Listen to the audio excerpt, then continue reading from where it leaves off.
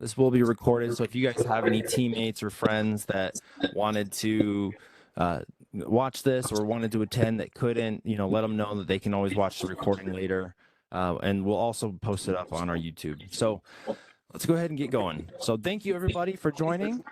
This is our very first Expert Insight series for observability, a series that we're really excited about because it allows us to not only focus on the feedback that you guys are giving to us and the topics that you guys are asking to be enabled on, but also it allows us to kind of take a step back and look at how we're presenting that data to you. Right now, you guys might get a lot of presentation, surface level, concept level kind of enablement where, we were asked to start focusing a little bit more on, spending a lot of time in demonstration, give an opportunity for you guys to get your hands on it and start tinkering around and playing with it. So we have some resources to give you here. And that's going to be the kind of the way that we're going to go with the rest of these Expert Insight series, the different sessions. So thank you so much for joining our first one ever. I'm your host, Christopher Bonanno, and I am joined today by my longtime friend and colleague, Mark Kurpiel, who has lots of experience in this topic, not only as a customer, but also from the Cisco engineering side. So without further ado, Mark, take the floor. Hey everyone, thank you for joining today's session. My name is Mark Kurpiel, like Chris said, and I'm a customer success engineer here at Cisco. And I want to talk to you more about Splunk AppDynamics so I can help you get the most out of our product. In today's Expert Insight series, I will include a demo lab that you can follow along to. So we'll be posting that GitHub link in the chat for everything I covered today. So you can either follow along or do it later after the session. And in today's session, we'll be covering an overview of AppDynamics Synthetics, and then we're going to go into creating your first synthetic jobs for both browser and API synthetic monitoring. And there will be 2 more sessions in this series diving deeper into synthetics. So not only can we progress together, but we can also start your journey of creating great scripts for your company's application observability. For the agenda today, we'll give some background on synthetic monitoring. Then we're going to cover some best practices and walk you through creating your first API and browser synthetic job. And then we'll finish with some Q&A and some closing thoughts. So I hope you're excited, and let's get started. Let me first ask you, what is synthetic monitoring? Well, at a high level, synthetic monitoring is a type of end user monitoring where scheduled jobs are run in a controlled environment, which is then used to test key workflows on your application. For example, if your users are going through a front-end store, adding an item to cart, and then checking out with those items, we can simulate that entire interaction from start to finish using synthetic monitoring. As well, we can test our APIs. For example, if we have a login authentication service API, we can test by getting an authentication token from one API and then validating that authentication works on another API, all in one flow. These key workflows are important to you as a business, and that's why we need to measure those key workflows for their correctness, as well as their performance, which is then visually reported on your AppDynamics controller, where we can use that data to set up proactive monitoring, as well as custom dashboarding and analytic searches to correlate business metrics with our performance synthetic metrics. And this is also we can improve our end users' experience. Now, some of you may already be familiar with real user monitoring, which is another end user monitoring type, but synthetic monitoring is similar as it monitors your end user's experience on your applications. But some of the benefits of synthetic monitoring when you're comparing it to real user monitoring are that it helps proactively detect issues when there's no traffic. For example, late nights when users aren't logging in. And for synthetics, you can schedule your jobs to run whenever and wherever to cover your monitoring during these off hours. A use case we see a lot from customers is release management. Teams usually do deployments at night to not affect end users. But once these changes are done, because it's night, we're not going to see a lot of traffic to test it against. Synthetic jobs can then be ran during these hours to validate our changes before our users log in the next day. catching issues proactively. Another use case a lot of us have is test environments. Now, these usually don't have a lot of traffics, and synthetics can fix that by testing in these low traffic environments. Another benefit is for synthetic jobs, we are the pilot, so the exact workflow is decided by us, including verifying specific elements. For example, let's say we changed our logo and we want to make sure that our logo on every page has loaded, and we're using the most recent PNG file for each page. That's something we can verify on synthetics, but it's a lot more difficult when it comes to real user monitoring because we're at the whim of what our real users are doing throughout our application. And when it comes to troubleshooting, it's important to isolate issues. We want to know factors such as different Chrome browsers or Chrome versions affecting our performance, or maybe browser types, or maybe the view itself, whether it's a specific mobile resolution or a specific desktop resolution. In all those situations, we want our user to have the same performance and reliability as every other user, and we want to test those factors if any of those factors affect that. That's because with synthetics, we have a controlled test environment where we set those factors to isolate our issues. And in contrast with real user monitoring, again, we're at the mercy of what our user's environment looks like. And it can be harder to figure out what specifically is causing our issue because of it.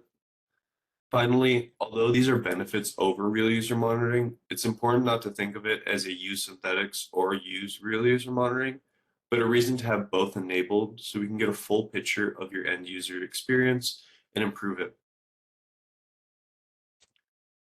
Now, our synthetic jobs are ran by synthetic agents. And when it comes to our synthetic agents, we do have two deployment options, one being hosted and the other being private synthetic agents. Each of these will have its own license count, so please work with your account team to make sure you're provisioned.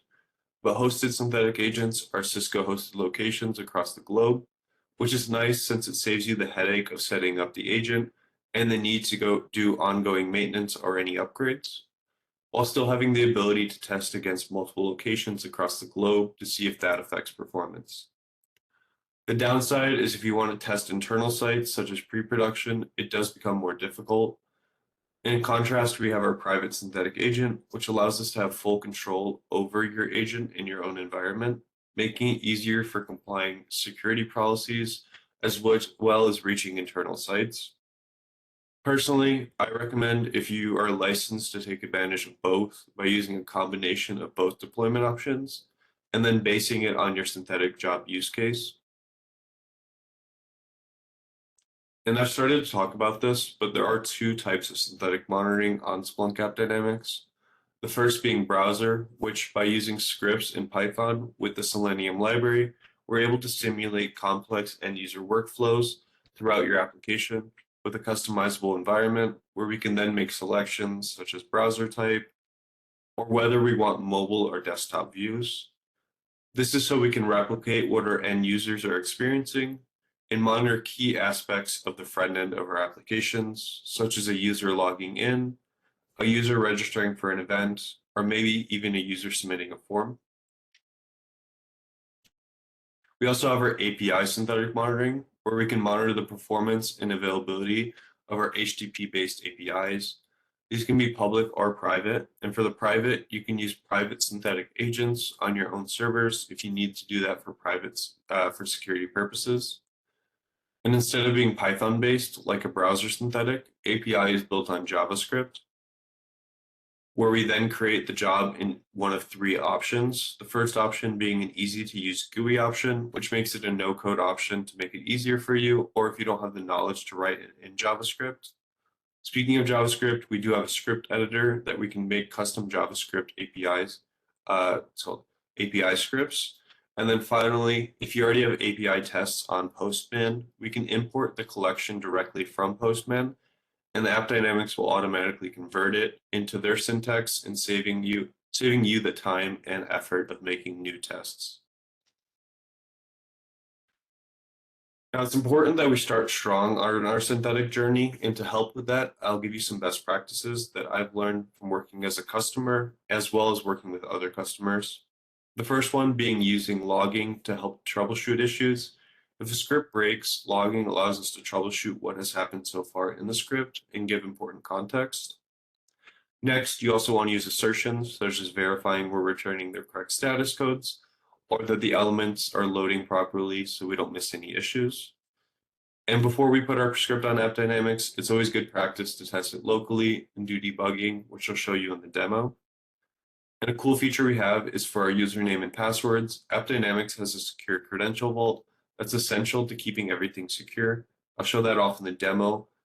And the cool thing about it is if you have multiple scripts using those credentials, we only have to update it in one place for all scripts to be updated then.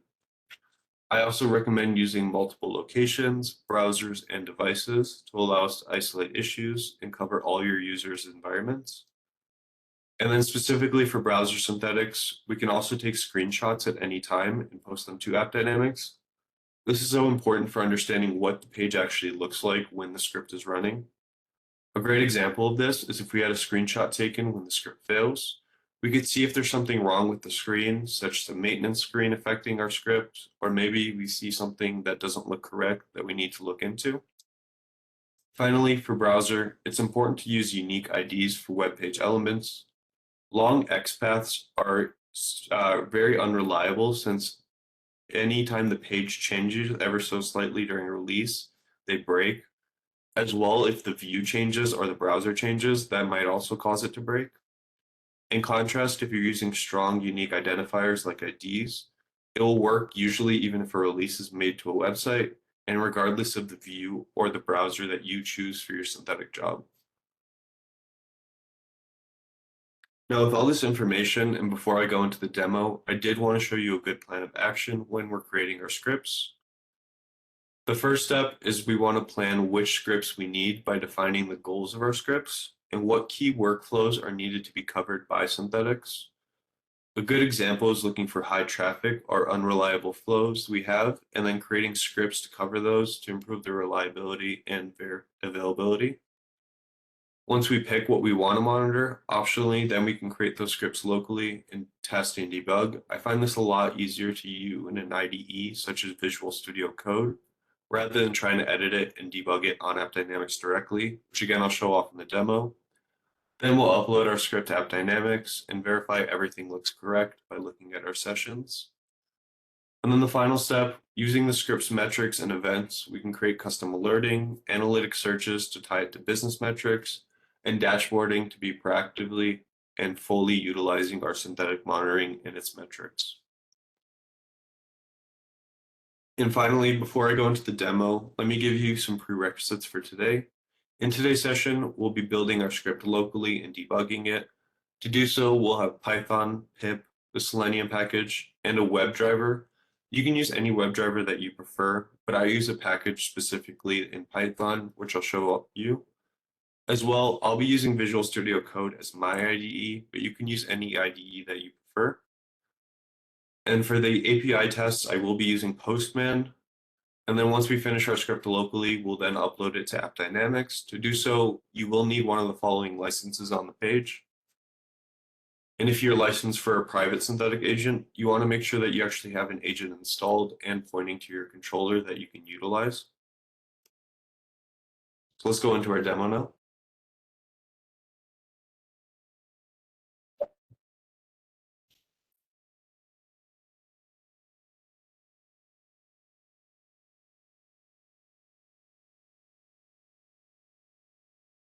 So the first thing we're going to do is show you how to create your first browser synthetic monitoring. So the first thing I'll show you here, and again, this is in the GitHub that I shared in the chat.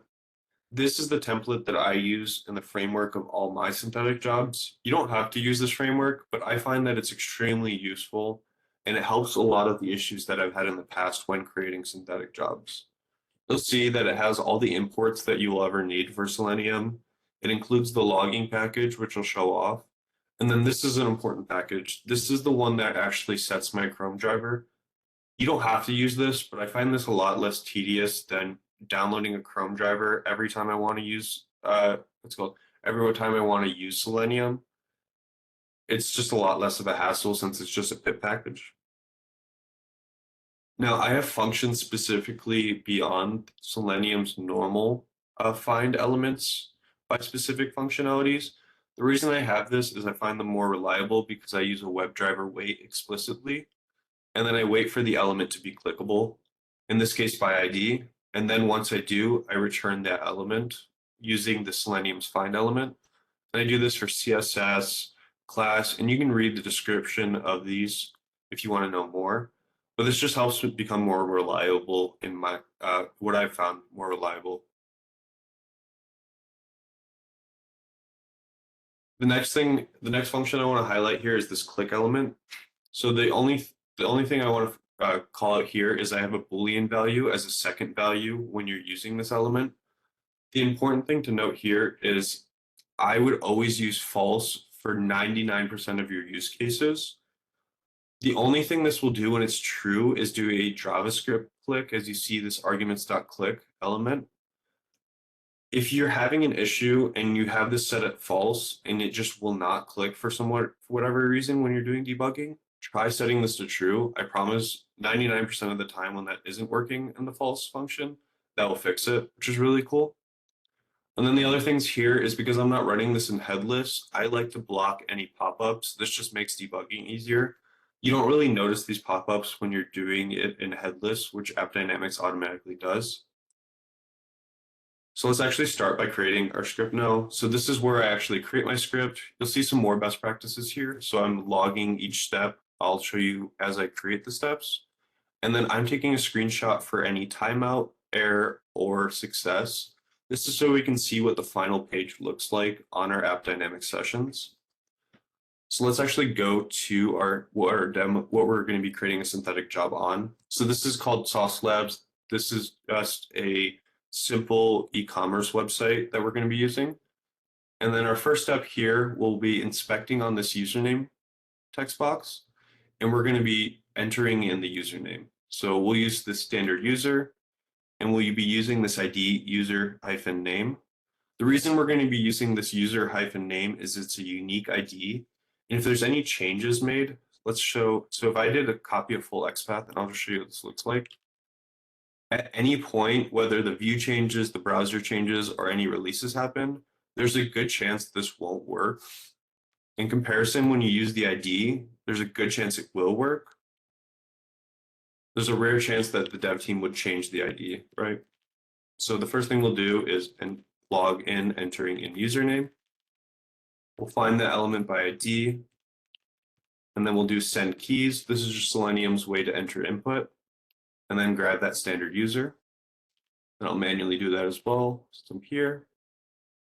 And then again, we'll do that now for the password. Again, an easy, unique identifier, ID password. Do logging.info, entering in password.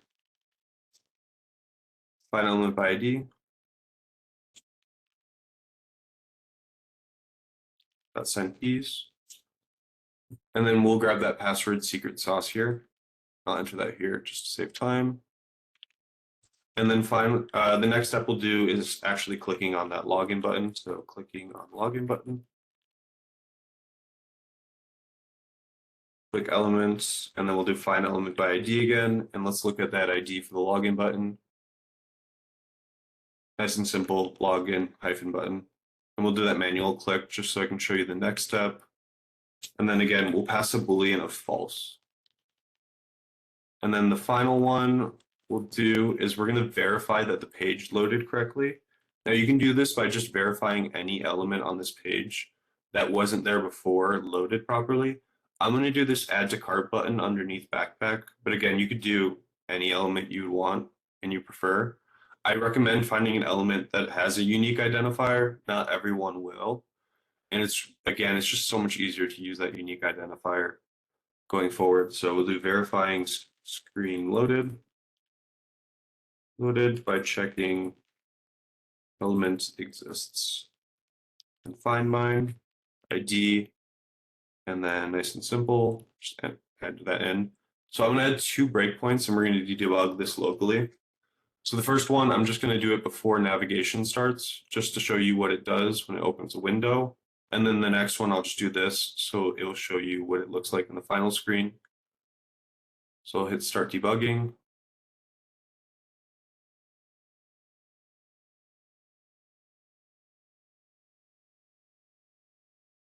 You'll see here that the window is loaded now.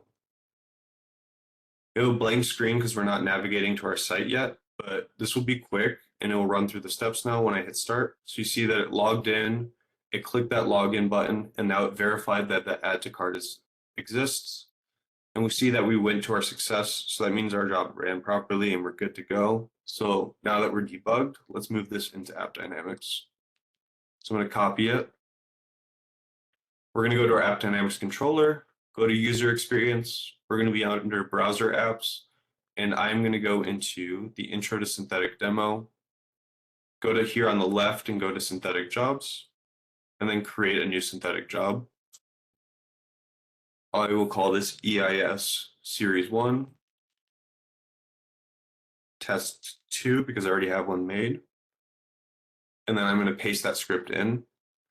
The important thing to know with this framework is there's a few things you want to comment out when importing this into AppDynamics. Because AppDynamics already loads a driver in depending on the browser you select below, you don't need to set one. So we're going to get rid of the import statement. And then we're going to scroll down, and then where I'm actually creating the WebDriver, we also want to get rid of that. As well, I don't need these Chrome options because we're running this in headless.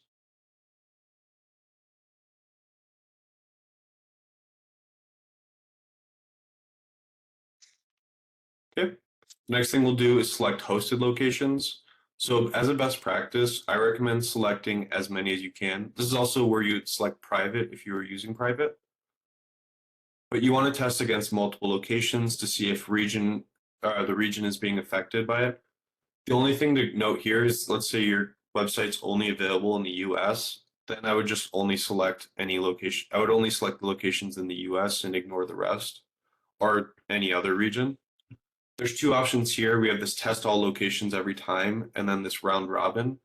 I recommend the round robin unless you have either a high interval on your schedule or this is a key workflow that you want to test aggressively. This would run every 15 minutes, all 10 locations if I did that, which is quite an aggressive way to handle it. Speaking of the schedule, you can get very granular on how you want to set your schedule. So we're going to do run every 15 minutes to keep it easy. You can select your time zones. You can do different days, hours, or minutes. You can also select between times, specific dates, or specific days. So let's say we only wanted to test this on the weekends because we don't have much user traffic on the weekends. We can do that. Then we'll select our browser, and you can select as many as you want, including mobile view, and which versions you want. I'll select the most recent version of Chrome. You can also check connection speeds and see how they affect these workflows. So we can select, how a slower speed would affect the performance on your application and test that. As well, you can set timeout periods for how long you want the script to wait before it calls the timeout. Generally, you want this to be as low as possible without creating false alerts because it can eat license counts. And then all you have to do is hit save.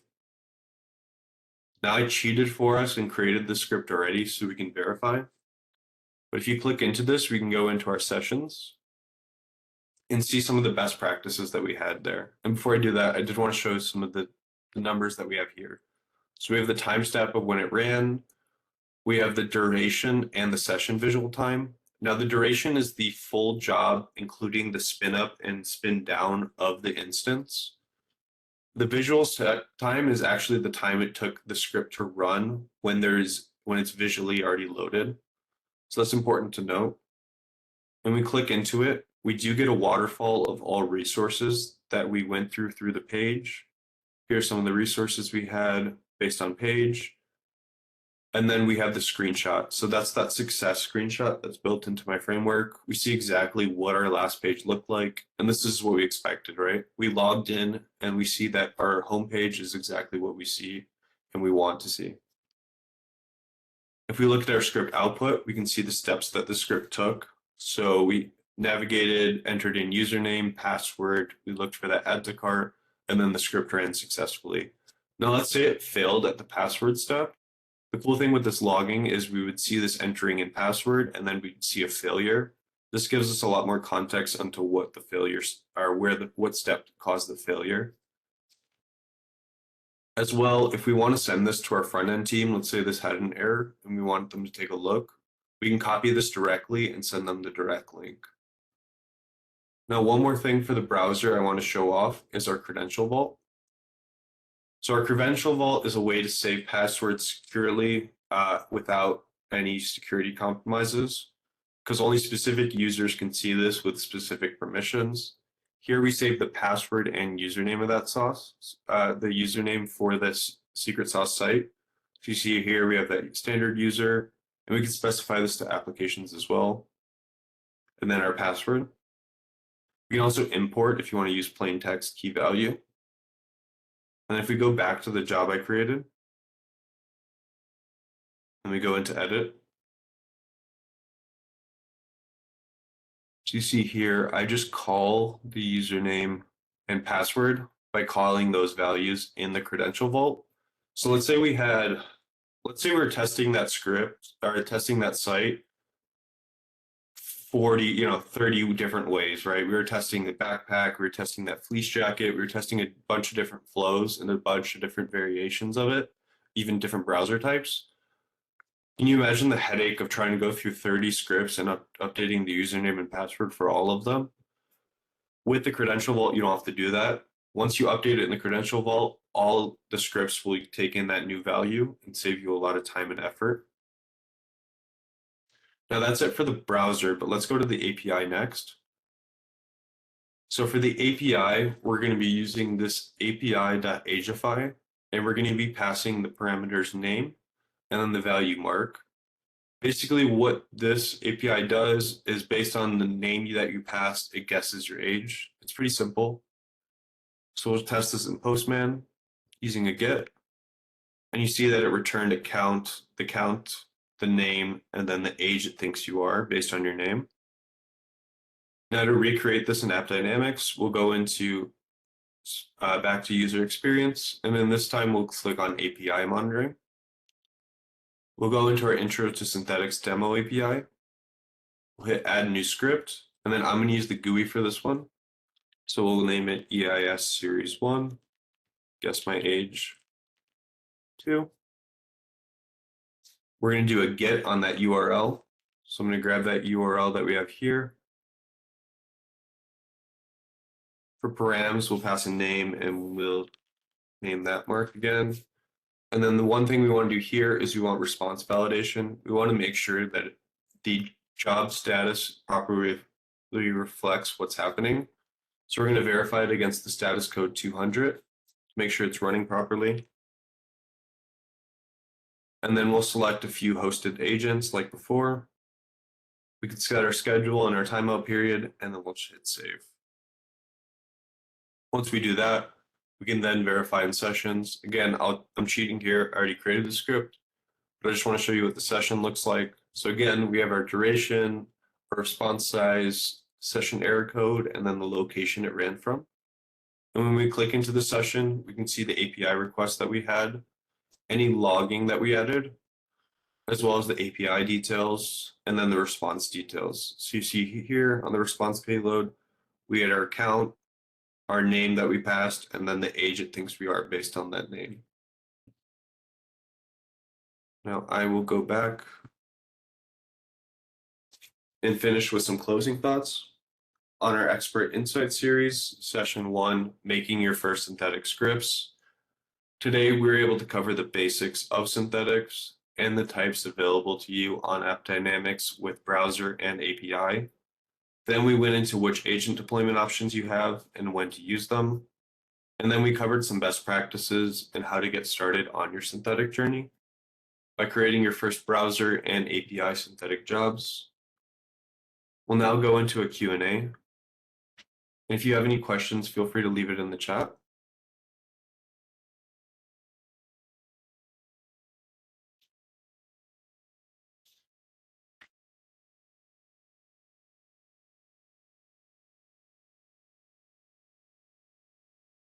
Thank you for that feedback, Mike.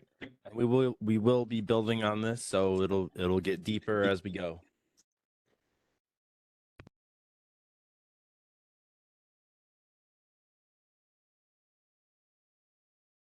Hey, Mike, this has no dependencies on Thousand Eyes or any product. This is pure AppDynamics. All you need is synthetic licensing.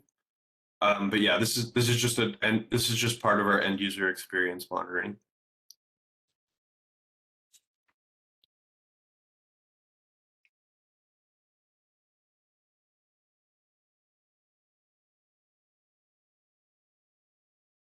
And just to go a little further on that, Thousand Eyes has its own version of synthetic monitoring, but that's more based on network monitoring than it is on application performance. AppDynamics focuses on the application performance aspects.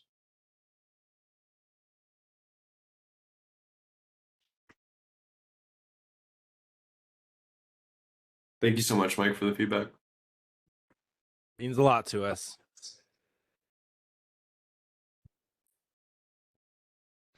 Cool. Does anybody else have any feedback or any questions?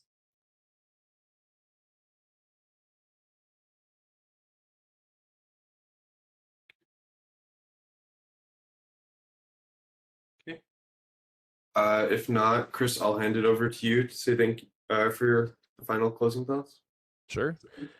Thank you again, everybody that joined today. This is our first of many. Tell your friends, bring your colleagues, any sort of feedback that you can provide on what type of topics you guys would like for future sessions. Those are always extremely useful. Again, this series for synthetics will continue on July 10th.